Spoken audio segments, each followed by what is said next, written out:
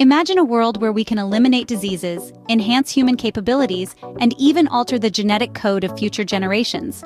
Sounds like science fiction, right? But it's not. Welcome to the era of biotechnology. This isn't just about test tubes and lab coats. Biotechnology is revolutionizing our world, and its potential is vast. Picture the eradication of genetic diseases, engineered supercrops that withstand harsh climates, and biofuels that could significantly reduce our carbon footprint. It's a brave new world, and it's happening right now. In the past 5 decades, the field of biotechnology has advanced at a pace faster than anyone could have predicted. What was once the stuff of science fiction is now a scientific fact. But that's not all. But with these great strides come great ethical questions, ones that are stirring up heated debates in the political arena. The power to manipulate life at its most fundamental level raises critical ethical concerns. In the realm of biotechnology, we are not just playing with molecules and cells, but with the very fabric of life itself. It's an exhilarating frontier, but one that is fraught with profound questions about our responsibilities and the potential consequences of our actions. Imagine, for instance, the possibility of eugenics. With the ability to modify our genetic code, we could potentially eliminate certain diseases, enhance physical or mental abilities, or even select specific traits like hair and eye color. But where do we draw the line? What happens when we start designing our children, choosing not just their health but their identities? Are we venturing into the realm of playing God? And if so, what could be the unintended consequences? Then, there's the risk of creating new diseases. By tinkering with the genetic makeup of organisms, we could inadvertently introduce new pathogens into the environment. These could have far-reaching and unpredictable effects on ecosystems, human health, and global economies. And let's not forget the issue of consent. When we make changes to the human genome, those changes are passed down to future generations. But those future generations have no say in the decisions we make today. Is it ethical for us to make choices that will affect people who are not yet born? These are not mere hypotheticals. These are real questions that we need to grapple with as we step further into the age of biotechnology. They are questions of justice, of fairness, of responsibility. They are questions that require us not just to think as scientists, but as moral and ethical beings. As we continue to push the boundaries of what is possible, we must also push the boundaries of our ethical thinking.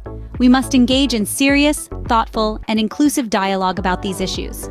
These are the questions that are shaping our political discourse around biotechnology.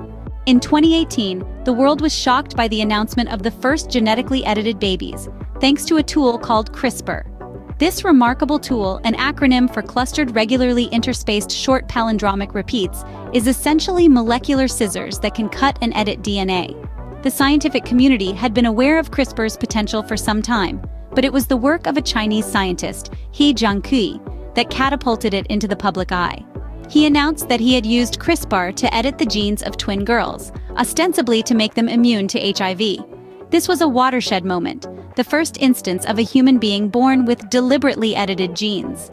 The case of these CRISPR babies, as they came to be known, stirred intense debate. The scientific community was largely horrified. The potential implications of He's work were enormous. For one, it highlighted the potential for CRISPR to be used for enhancement, rather than just therapy, opening up a Pandora's box of so-called designer babies. The international response was swift and condemnatory.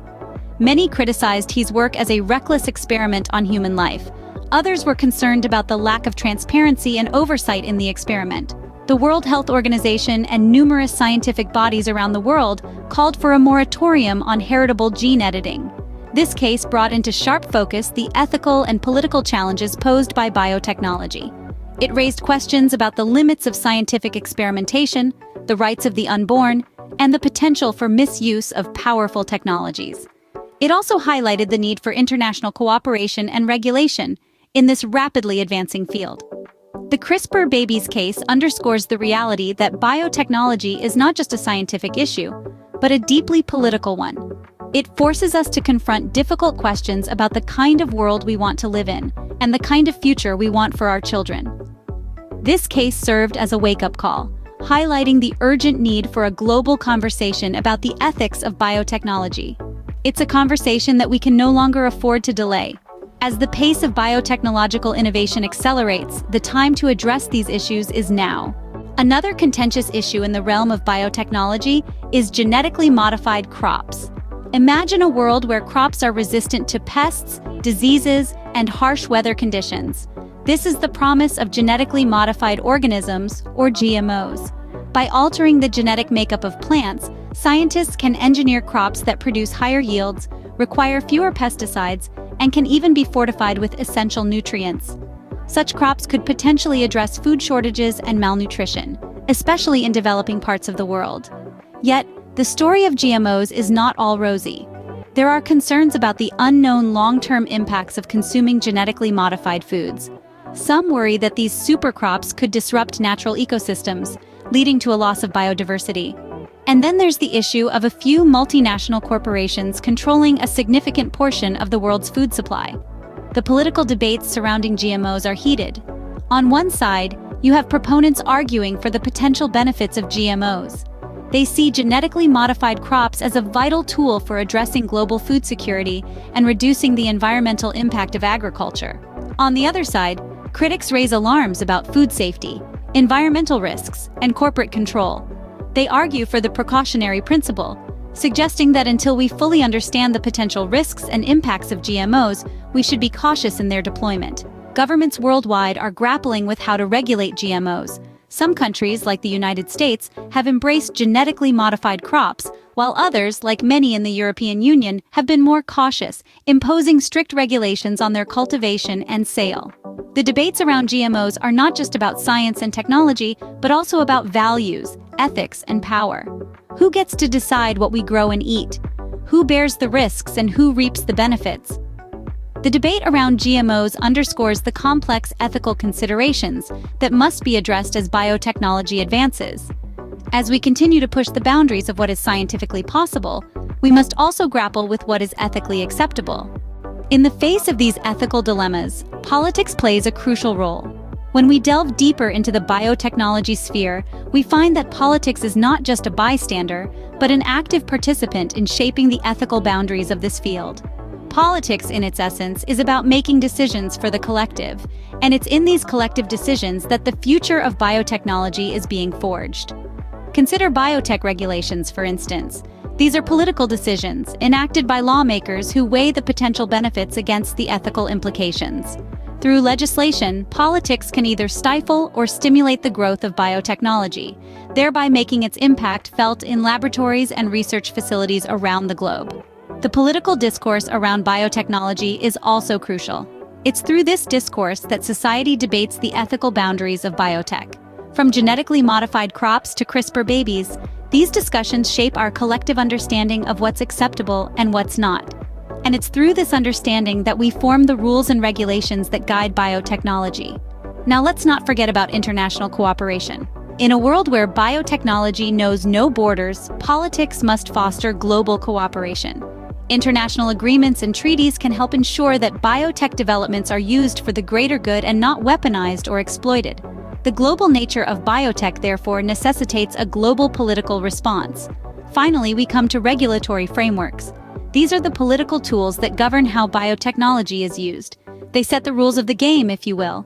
Regulatory frameworks can ensure that biotech is used responsibly, preventing abuses and ensuring that ethical considerations are always at the forefront. In conclusion, it's clear that politics is deeply intertwined with the ethical boundaries of biotechnology. It's a dance of sorts, with politics and biotechnology moving together, shaping and being shaped by each other. The decisions we make now will shape the future of biotechnology and, in turn, the future of humanity. As we stand on the brink of a biotech revolution, the ethical questions raised are as important as the technology itself. We've journeyed through the landscape of biotechnology today, touching on the ethical quandaries posed by CRISPR babies in genetically modified crops. We've also explored the significant role politics plays in shaping this field. It's clear that the future of biotechnology holds vast potential. From personalized medicine to climate-resilient crops, the possibilities are staggering. Yet, with such power comes great responsibility. The ethical implications of these advancements cannot be ignored or sidelined. Political discourse needs to stay abreast of these rapid advancements, ensuring that the right regulations are in place to guide responsible innovation. It is through this dialogue that we can navigate the complexities of this biotech revolution. In the end, It's up to us, as a society, to ensure that the biotech revolution benefits all of humanity without compromising our ethical principles.